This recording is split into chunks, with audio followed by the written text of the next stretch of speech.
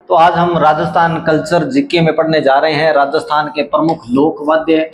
तो आपको पता होगा कि राजस्थान के जो प्रमुख लोक वाद्य है इनको 4 श्रेणियों में बांटा गया है।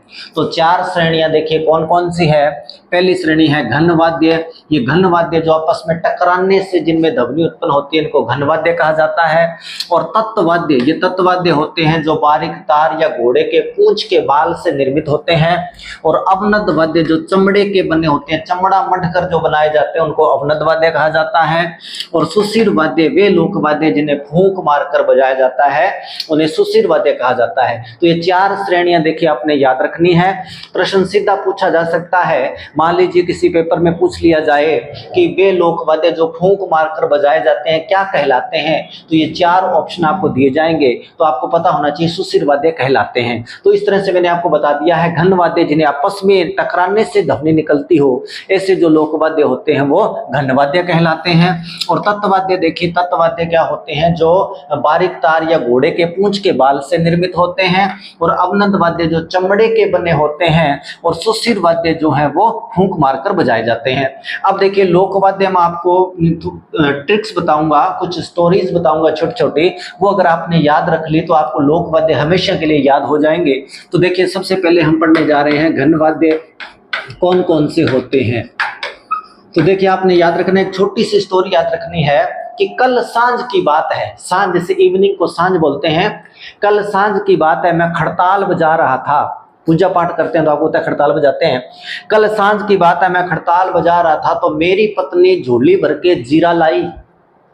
मेरी पत्नी झोली भर के जीरा लाई। मैंने उससे कहा तू तो झालर है, यानी इडियट है, जीरा थाली में ले आती। इतना सुनते उसे गुस्सा आ गया। उसने कहा घंटा हो गया, आपने कौन सा वीरों वाला काम कर दिया। इतनी देर में तो टोकरियां भर के डांगरों को नीर देते। इतना कहते मुझे गुस्सा आ गया, मैंने उसके डंडिया मारा और उसकी पायल का घुंघरू टूट गया। उसके बाद हमारी कभी ताल नहीं मिली। अब देखिए इसमें सारे घन वाद्य आ जाएंगे। कल सांझ की बात है, कल से हांकल है, हांकल को मैं कह रहा हूं कल स्टोरी में। देखिए कल सांझ की बात है, सांझ झांझ है, झांझ को मैं सांझ कह रहा हूं। कल सांझ की बात है, मैं खड़ताल बजा रहा था। तो खड़ताल ये भी घन वाद्य है। एक होता है करताल, खड़ताल के साथ करताल भी याद रखना। कि कल सांझ की बात है, मैं खड़ताल बजा रहा था, मेरी पत्नी झोली भर के, झोली से रमझोल याद रखना है, रमझोल, झोली भर के जीरा लाई, जीरा से मंजीरा, मंजीरा जीरा लाई। और मैंने उसे कहा तू झालर है, तो झालर ये भी घन वाद्य होता है। जीरा थाली में ले आती, थाली। उसने कहा घंटा हो गया, घंटा। आपने कौन सा वीरों वाला काम कर दिया, वीर घंटा।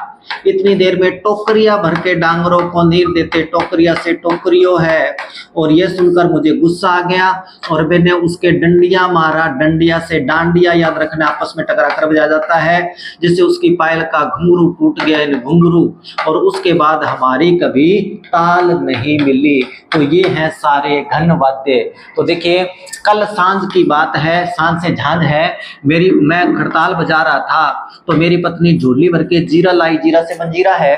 और मैंने उससे कहा तू झालर है, जीरा थाली में ले आती। तो उसको गुस्सा आ गया। उसने कहा घंटा हो गया, आपने कौन सा वीरों वाला काम कर दिया। इतनी देर में टोकरियां भर के डांगरों को नीर देते। इतना सुनते ही मुझे गुस्सा आ गया, मैंने उसके डंडिया मारा, जिससे उसकी पायल का घुंघरू टूट गया। और उसके बाद हमारी कभी ताल नहीं मिली। अगर आप ये स्टोरी याद रख सकते हैं तो ये घन वाद्य आपके हमेशा के लिए याद हो जाएंगे। इसके बाद देखिए तत्ववाद्य। तत्ववाद्य जो बारीक तार या घोड़े के पूंछ के बाल से निर्मित होते हैं वे तत्ववाद्य कहलाते हैं। तत्ववाद्य देखिए कैसे याद रखेंगे। रावण का नाम तो आपने सुना ही है। रावण जो है, रावण ने जंतर मार के एक तारा बनाया, फिर 2 तारे बनाए और 4 तारे बनाए। यानी रावण जंतर मंत्र बहुत जानता था। तो रावण ने जंतर मार के एक तारा बनाया, फिर 2 तारे बनाए और 4 तारे बनाए। और खुशी के मारे रबाब बजाने लगा।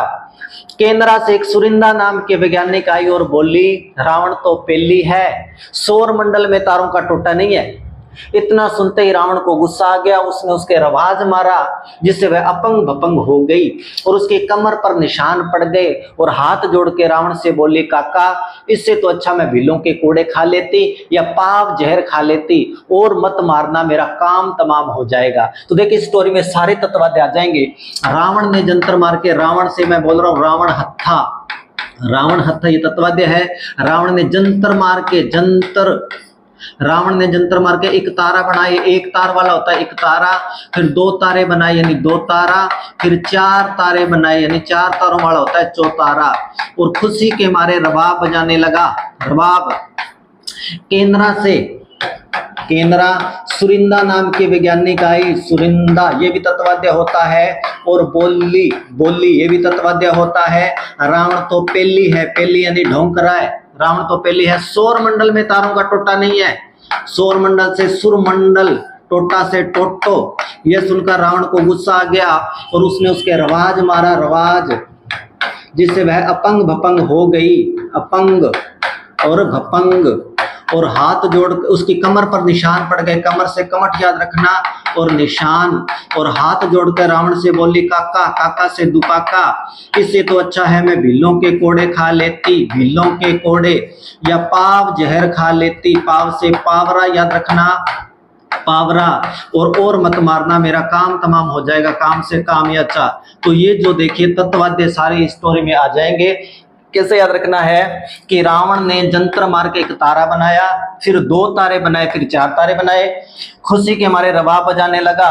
तो केंद्रा से सुरिंदा नाम के वैज्ञानिक आई और बोली रावण तो पेली है, सौर मंडल में तारों का टोटा नहीं है, टोटा से टोटो याद रखना।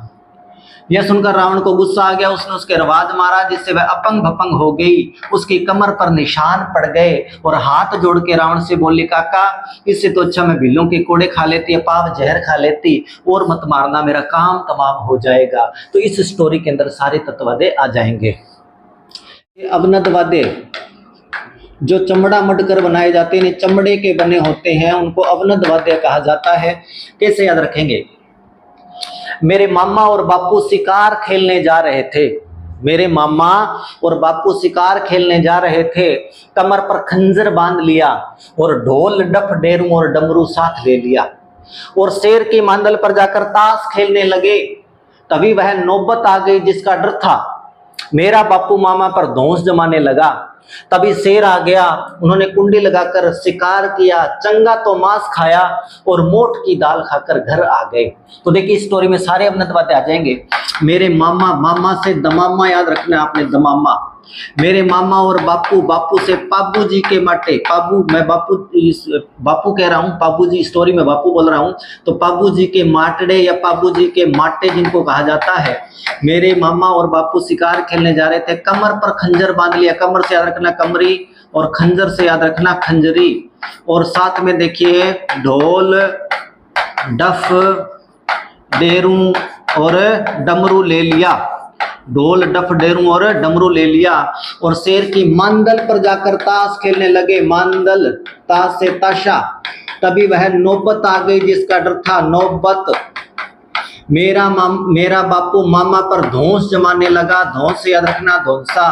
तभी वहां पर शेर आ गया, उन्होंने कुंडी लगाकर शिकार किया, चंगा तो मांस खाया, चंगा से चंग है, मांस से माशा याद रखना है माशा, और मोट की दाल खाकर घर आ गए, मोट से माठ है माठ। तो ये हैं सारे अवनद वाद्य जो चमड़े के बने होते हैं। कैसे याद रखेंगे? मेरे मामा और बापू शिकार खेलने जा रहे थे, कमर पर खंजर बांध लिया, ढोल डफ डेरू और डमरू साथ ले लिया, और शेर की मांदल पर जाकर ताश खेलने लगे। तभी वह नौबत आ गई जिसका डर था, मेरा बापू मामा पर धौंस जमाने लगा, धौंस से धौंसा याद रखना, और तभी शेर आ गया, उन्होंने कुंडी लगाकर शिकार किया, चंगा तो मांस खाया, मांस से माशा है, और मोट की दाल खाकर, मोट यानी माठ है, मोट की दाल खाकर घर आ गए। तो देखिए इसके बाद जो रह गए हैं सुशीर वाद्य। सुशीर वाद्य देखिए जो फूंक मारकर बजाए जाते हैं, ऐसे लोक वाद्य जो फूंक मारने से जिनमें ध्वनि निकलती हो वो सुशीर वाद्य कहलाते हैं। तो देखिए कैसे याद रखेंगे? 17 तारीख को मेरे दोस्त की शादी थी, मेरा दोस्त पंजाबी था, आपको पता है पंजाबी 17 को 17 बोलते हैं। तो 17 तारीख को मेरे दोस्त की शादी थी, तो मैं शादी में गया तो वहां पर हर तरफ शहनाई और बांसुरी से नए नए सुर निकल रहे थे।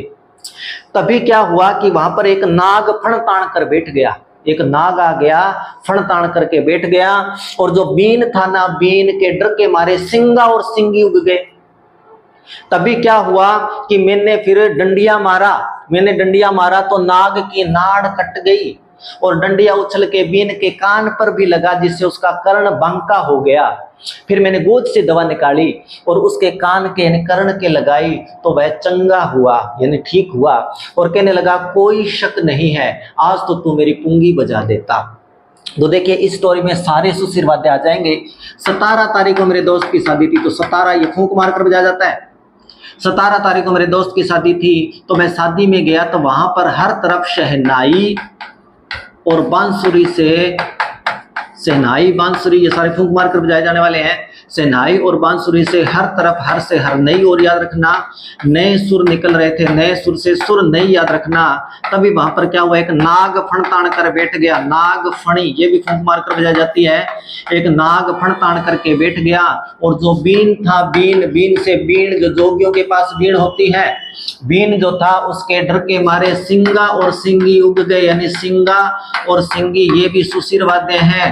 बीन के डर के मारे सिंगा और सिंगी उग गए, और मैंने डंडिया मारा तो डंडिया ये भी सुशीर वाद्य। एक हम डांडिया पढ़ चुके हैं जो कि घन वाद्य है, ये याद रखना डंडिया है, ये सुशीर वाद्य है। तो मैंने डंडिया मारा तो नाग की नाड़ कट गई, नाड़ से नड़ है, और डंडिया उछल के बीन के कान पर लगा, जिससे उसका कर्ण बांका हो गया। कर्ण से करना और बांका हो गया, बांका से याद रखना बांकिया, उसका कर्ण बांका हो गया। फिर मैंने गोद से दवा निकाली, गोद से अड़गोजा, अड़गोजा याद रखना है, अड़गोजा जो कि राजस्थान का राजकीय लोकवाद्य भी है। फिर मैंने गोद से दवा निकाली और उसके लगाई तो वह चंगा हुआ। चंगा से मोर चंग याद रखना है, मोर चंग, वह चंगा हुआ और कहने लगा कोई शक नहीं है, शक से मशक, कोई शक नहीं है कि आज तो तू मेरी पुंगी बजा देता, तो पुंगी। अभी देखिए इसमें सारे स्टोरी में सारे सुशीर वाद्य आ जाएंगे कि 17 तारीख को दोस्त की शादी थी, वहां शहनाई और बांसुरी से हर तरफ नए सुर निकल रहे थे। तभी वहां एक नाग फण तान करके बैठ गया, और बीन के डर के मारे सिंगा सिंगी उग गए। मैंने डंडिया मारा तो नाग की नाड़ कट गई, और डंडिया उछल के बीन के कान पर इन कर्ण पर लगा तो उसका कर्ण बांका हो गया। फिर मैंने गोद से दवा निकाली, वह मसाई चंगा हुआ और कहने लगा कोई शक नहीं है, आज तो तू मेरी पुंगी बजा देता।